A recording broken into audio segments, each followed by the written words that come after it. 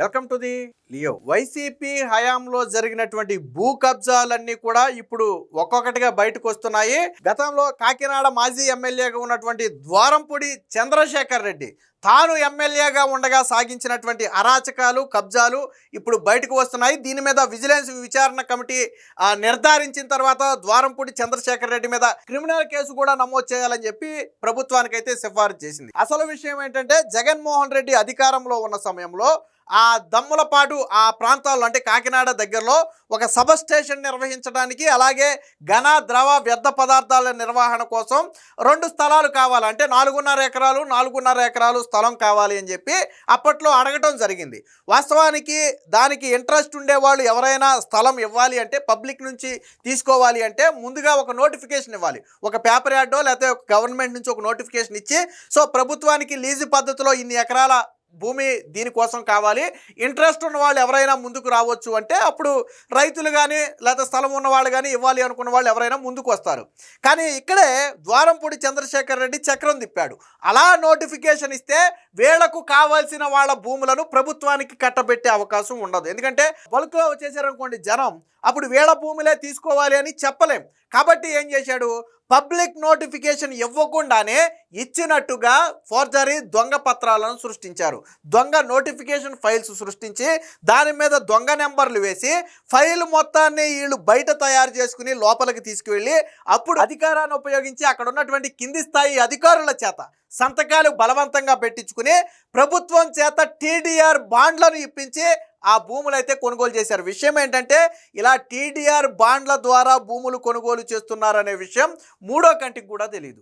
అంటే వీళ్ళకు కావాల్సిన దాదాపుగా ఈ 9.5 ఎకరాల భూమిని ప్రభుత్వం చేత టీడీఆర్ బాండ్లు ఇప్పించి తతంగం మొత్తం కూడా బయటికి రాకుండా, ఎక్కడా పొక్కుపోలకుండా, ఎక్కడా మీడియాకి ఎక్కకుండా అధికారుల దగ్గర జాగ్రత్త పడి కుంభకోణానికి తెరదీశారు.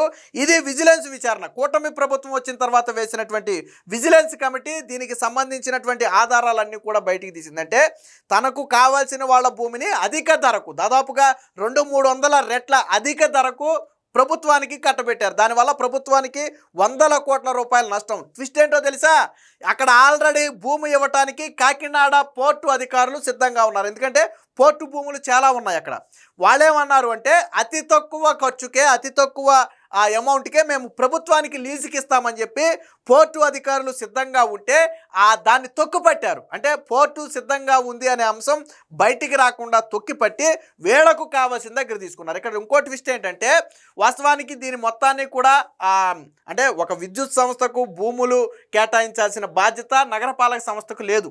ఒకవేళ ఉంటే ఉందని చెప్తారు, లేకపోతే లేదని చెప్తారు.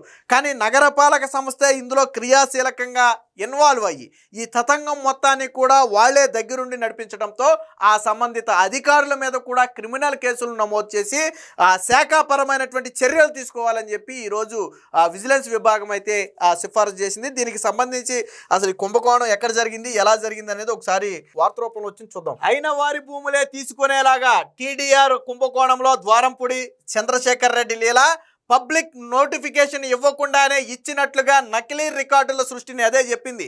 పబ్లిక్ నోటిఫికేషన్ ఇస్తే అందరికీ తెలిసిపోద్ది, కానీ ఇవ్వకుండానే ఇచ్చినట్టుగా ఒక దొంగ రికార్డులు, నకిలీ రికార్డులు సృష్టించి దాన్నే ప్రభుత్వానికి సబ్మిట్ చేశారు. ప్రభుత్వం కూడా ప్రభుత్వానికి సబ్మిట్ చేశారంటే ఒక ఎమ్మెల్యే తెర వెనక చక్రం చెప్తే అధికారులు సంతకం పెట్టక ఏం చేస్తారు?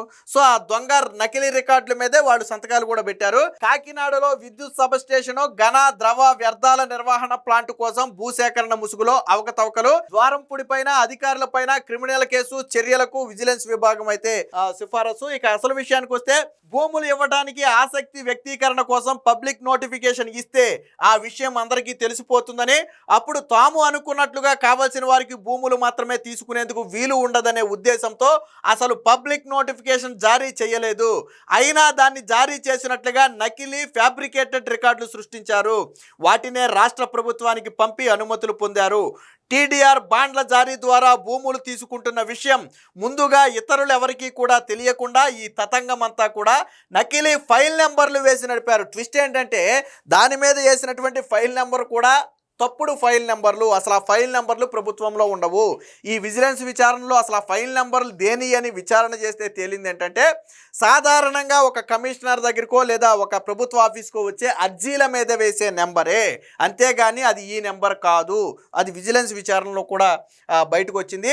నోట్ ఫైల్స్ అన్ని కార్యాలయం వెలుపలే తయారు చేసుకుని కింది స్థాయి సిబ్బందిపై ఒత్తిడి తెచ్చి వాటిపై సంతకాలు చేయించుకున్నారు. తక్కువ ధరలో లీజు ప్రాతిపదికన పోర్టు భూములు అందుబాటులో ఉన్న టీడీఆర్ బాండ్లు ఇచ్చి ప్రైవేటు భూములు తీసుకున్నారు. ప్రభుత్వ ఖజానాకు కోట్ల రూపాయల నష్టం కలిగించారు. సో ఇది వైకాపా ప్రభుత్వ హయాంలో జరిగినటువంటి భూ కుంభకోణం. ఇక్కడ రెండు విషయాలు, ఒకటి పబ్లిక్ నోటిఫికేషన్ జారీ చేయాలి కానీ జారీ చేయలేదు, ఒక తప్పు అయితే అక్కడ పోర్టు భూములు తక్కువ ధరకే అందుబాటులో ఉన్నప్పటికీ కూడా పోర్టు భూములు తీసుకోకుండా వాళ్ళకి కావాల్సిన వాళ్ళ భూములను అధిక ధరకు ప్రభుత్వానికి కట్టబెట్టడానికి పన్నినటువంటి కుట్రే ఈ కుట్రను ఇప్పుడు విజిలెన్స్ అధికారులు అయితే ఛేదించారు. దీనికి సంబంధించిన మరొక వార్త కూడా చూద్దాం. కాకినాడ నగరపాలక సంస్థల అధికారులు నాటి వైకాపా ఎమ్మెల్యే ద్వారంపూడి చంద్రశేఖర్ రెడ్డి సంబంధిత భూ యజమానులతో కుమ్మక్కై టీడీఆర్ బాండ్ల జారీలో ఇలా భారీ కుంభకోణానికి పాల్పడ్డారని విజిలెన్స్ అండ్ ఎన్ఫోర్స్మెంట్ విభాగం విచారణలో నిగ్గు తేల్చింది. ఇక దమ్మలపేటలో విద్యుత్ సబ్స్టేషన్ నిర్మాణానికి 4.67 ఎకరాలు, అలాగే ఘన ద్రవ వ్యర్థ పదార్థాల నిర్వహణ ప్లాంట్ కోసం ఒక 4.66 ఎకరాల భూమి తమకు కావలసిన వ్యక్తుల నుంచి మాత్రమే తీసుకునేలాగా ప్రతి వారికి కోట్ల విలువైన టీడీఆర్ బాండ్లు జారీ చేసేలాగా చంద్రశేఖర్ రెడ్డి స్వయంగా సిఫారసులు చేసి కార్పొరేషన్ అధికారులపై ఒత్తిడి తెచ్చారని నిర్ధారణ అయింది. విజిలెన్స్ అండ్ ఎన్ఫోర్స్మెంట్ విభాగం ఈ నివేదిక మొత్తాన్ని కూడా ప్రస్తుతానికి రాష్ట్ర ప్రభుత్వానికి అయితే పంపింది. సో తక్కువ లీజుకు పోర్టు భూములు తీసుకోకుండా ఈ విద్యుత్ సబ్స్టేషను ఘన ద్రవ వ్యర్థ పదార్థాల నిర్వహణ ప్లాంట్ కోసం ఆర్ఓసి నెంబర్లని ఇక్కడ కొన్ని నెంబర్లు వేశారు. సో ఫైళ్లు నడిపించారు. క్షేత్రస్థాయిలో పరిశీలించగా ఈ నెంబర్లు భూసేకరణ ప్రక్రియకు సంబంధించినవి కావని, అవి వేరే వ్యక్తులు సంస్థలకు సంబంధించిన సాధారణ అర్జీలని తేలింది. అంటే ఇక్కడ ఈ ఫైల్ మీద వేసి ఫైల్ నడిపినటువంటి ఈ నెంబర్లు ఏవి కూడా భూసేకరణ ప్రక్రియ నెంబర్లు కాదు. ఒక ఆఫీసుకు వచ్చినటువంటి సాధారణ అర్జీ మీద ఉన్నటువంటి నెంబర్లను దీని మీద వేసి నడిపితే, అంటే ప్రభుత్వం ఆ రోజు ఎంత గుడ్డిగా పనిచేసింది, ఎంత లోపాయికరంగా పనిచేసింది అనడానికి ఒక నిదాహరణ. ఒక అర్జీ కాని దాన్ని వాళ్ళు సంతకాలు ఎలా పెట్టారో నాకు అర్థం కావట్లేదు. కఠినంగా చర్యలు తీసుకోవాలా అంటే ఎంత బరి తెగించారో చూడండి. ఏదో ఒక సాధారణ అర్జీ నెంబరు దాని మీద పడేస్తే ఏకంగా దాన్ని భూసేకరణ కింద కన్వర్ట్ చేసేసి టీడీఆర్ బాండ్లు కూడా జారీ చేశారు. సో ఆ స్థాయిలో ఆ రోజుల్లో అవినీతి జరిగింది. సబ్స్టేషన్ అలాగే టీడీఆర్ జారీ చేసి దాని ద్వారా భూసేకరణ చేస్తున్న విషయాన్ని ఇతరులకు కూడా ఎవరికి తెలియకుండా ముందు జాగ్రత్తలు తీసుకున్నారు. ఎందుకంటే ఇది ఇతరులకు తెలిస్తే అది ఆళ్ళ నోట పాకితే అప్పుడు న్యూస్ అయితే అది ఇబ్బంది అవుద్ది. ఎందుకంటే పోర్టు భూములు ఉన్నా ఎందుకు టీడీఆర్ బాండ్లు జారీ చేసి తీసుకుంటున్నారు, పబ్లిక్ నోటిఫికేషన్ జారీ చేయకుండా ఎలా భూములు తీసుకుంటున్నారు లాంటి ప్రశ్నలు ఉత్పన్నమైతే ఇబ్బంది అని అసలు ఈ టీడీఆర్ బాండ్లు అనే అంశమే బయటికి రాకుండా జాగ్రత్త పడ్డారు. అలాగే సబ్స్టేషన్ నిర్మాణానికి చదరపు గజానికి 65.98 అంటే 66 రూపాయలకే లీజుకి ఇచ్చేందుకు సిద్ధంగా ఉన్నామని పోర్టు అధికారి చెప్పిన ఆ ప్రత్యామ్నాయాన్ని అధికారులు కావాలనే పట్టించుకోలేదు. లీజుకు ఈ భూమి తీసుకుని ఉంటే ప్రభుత్వానికి 100 కోట్ల రూపాయలు ఆదా అయ్యేది. కానీ ప్రైవేటు వ్యక్తుల నుంచి 1:4 అంటే 400% నిష్పత్తిలో టీడీఆర్ బాండ్లు ఇచ్చారు. ఒకవేళ ప్రభుత్వ భూమి లేకపోయినా ఏపీ ఈపీడీసీఎల్కు ప్రైవేటు భూమిని సేకరించి ఇవ్వాల్సిన అవసరం నగరపాలక సంస్థ లేదు. అంటే విద్యుత్ శాఖకు కావాల్సిన స్థలంలో నగరపాలక సంస్థ వేలు పెట్టాల్సిన అవసరం లేదు. కానీ ఆ రోజు ద్వారంపూడి చంద్రశేఖర్ రెడ్డి ఇన్వాల్వ్ అవటం వల్ల వాళ్ళు కావాలని చేశారు. అలాగే అయినా టీడీఆర్ బాండ్ల ద్వారా భూములు తీసుకున్నారు. సో ఘన ద్రవ వ్యర్థ పదార్థాల ప్లాంటుకు 23 ఎకరాలు గుర్తించాలని కాకినాడ కలెక్టర్ నగరపాలక సంస్థ కమిషనర్కు 2022లో సూచించారు.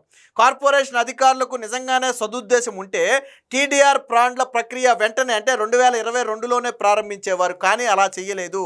ఈ 23,000 ఎకరాలు అవసరం ఉండగా ద్వారంపూడి చెప్పిన యజమానికి మాత్రమే లబ్ధి చేకూరేలాగా 4.66 ఎకరాలకు మాత్రమే నకిలీ నోటిఫికేషన్ ప్రకారం యుద్ధ ప్రాతిపదికని సేకరించి దానికి దొంగ ఫైల్స్ రెడీ చేసి ఆ భూమిని మాత్రమే వాళ్ళు తీసుకునేలాగా చేశారు. వాస్తవానికి అలా కావాల్సింది 23 ఎకరాలు కావాలి. కానీ 4.66 ఎకరాలకే దాన్ని సరిపెట్టేశారు. ఎందుకు సరిపెట్టేశారంటే ఇతరులకు తెలియకూడదు. కేవలం ఒక వ్యక్తికి చెందినటువంటి లేదా ఇద్దరు వ్యక్తులకు చెందిన భూములు మాత్రమే ప్రభుత్వానికి కట్టబెట్టాలనేది వాళ్ళ ప్లాను.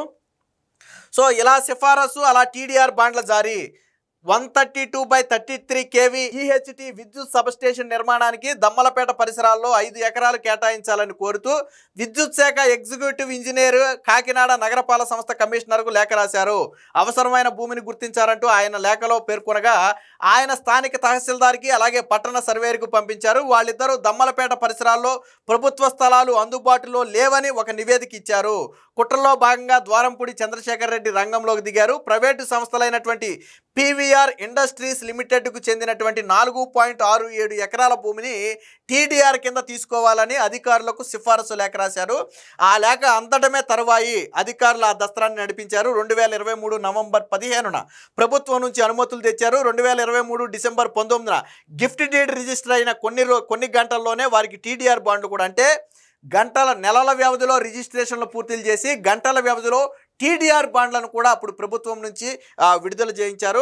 ఘన ద్రవ వ్యర్థ పదార్థాల నిర్వహణకు కోసమని రుమెళ్ళ వెంకట రాయనం వారి కుటుంబ సభ్యులకు చెందిన 4.66 ఎకరాల భూమిని ఇచ్చేందుకు సిద్ధంగా ఉన్నారని, దాన్ని తీసుకోవాలని, TDR బాండ్లు ఇవ్వాలని ద్వారంపూడి మరో సిఫారసు లేఖ రాయగా అధికారులు ఫైల్ను కదిలించి 2024 జనవరి, అంటే ఎన్నికలకు కొద్ది రోజుల ముందే, వైసీపీ పార్టీ ఓడిపోవడానికి కొద్ది రోజుల ముందే దానికి అనుమతులు తీసుకొని ఆ వెంటనే 6 TDR బాండ్లు దానికి జారీ చేశారు. అంటే ఇద్దరికి చెందినటువంటి వ్యక్తి 4.68 ఎకరాలు ఒకటి, 4.66 ఎకరాలు ఒకటి, ఈ రెండింటినీ కూడా ఒకటి ఘన ద్రవ వ్యర్థ పదార్థాల నిర్వహణ కోసం, ఒకటి సబ్స్టేషన్ కోసం, ఈ రెండింటికి సిఫారసు లేఖలు రాసింది ఎవరయ్యా అంటే ద్వారంపూడి చంద్రశేఖర్ రెడ్డి.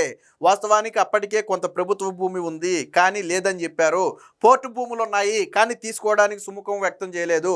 దాంతో అధికారుల మీద చర్యలకైతే ఆదేశించారు. ముఖ్యంగా ఇందులో కర్త కర్మ క్రియగా ఉన్నటువంటి ద్వారంపూడి చంద్రశేఖర్ రెడ్డి మీద క్రిమినల్ కేసు, అలాగే ప్రస్తుత రాష్ట్ర పట్టణ ప్రణాళిక విభాగం డైరెక్టర్ అయినటువంటి విద్యుల్లత మీద, అలాగే కాకినాడ కమిషనర్ మీద, అలాగే నాటి డిప్యూటీ సిటీ ప్లానర్ మీద కఠినపరమైనటువంటి చర్యలు తీసుకోవాలి. అలాగే నాటి అసిస్టెంట్ సిటీ ప్లానర్ మీద కూడా చర్యలు తీసుకోవాలని చెప్పి మొత్తంగా ఈ కుంభకోణంలో ఎవరైతే ఇన్వాల్వ్ అయ్యారో, ఎవరైతే దొంగ దస్త్రాల మీద సంతకాలు పెట్టారో వారందరి మీద కూడా క్రిమినల్ చర్యలు తీసుకోవాలని చెప్పి ప్రభుత్వానికైతే విజిలెన్స్ విభాగం సిఫారసు చేసింది. ఏదేమైనా మొత్తంగా వైసీపీ హయాంలో ముఖ్యంగా ద్వారంపూడి చంద్రశేఖర్ రెడ్డి చేసినటువంటి మరొక భారీ కుంభకోణాన్ని నిన్న విజిలెన్స్ అధికారులు అయితే బయటపెట్టడం జరిగింది. Please subscribe to Leo news for more videos.